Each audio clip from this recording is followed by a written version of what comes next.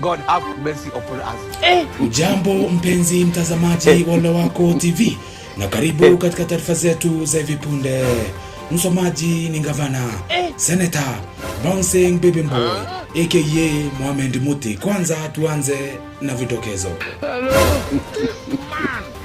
Shetani na bibi yake Sabina Joy wamewasili nchini Kenya kukagua miradi ya maendeleo ya usharati yanayoendelea kote nchini, yakisimamiwa na Waziri Njulus Mwacheche anayesimamia Wizara ya Mambo ya Ndani kwa Ndani na naibu wake Rose Akoko almaarufu Brundwis. Kwingineko, bei ya mafuta imepanda kwa mti.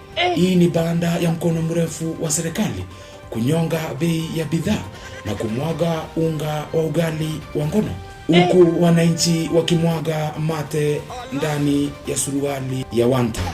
Mashinani, simu ya rununu imelia na kuomboleza. Hii ni baada ya kukatakata vitunguu kutumia njia ya mkato almaarufu Telegram na kupata ladha ya Royco mchuzi mix. Kimataifa, Rais wa Uguruki John Methu almaarufu Getungati anasherekea siku yake ya kuzaliwa na mama wa kambo katika ikulu ya Walalahoi iliyo na makao yake Sugoi.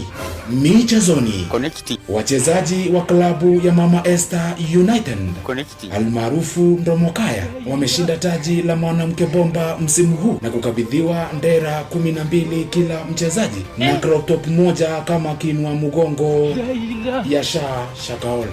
Mwisho wa taarifa zetu. Msomaji ni Gavana Senator Bouncing Baby Boy aka Mohamed Muti aka Inches. Soya hiyo sauti.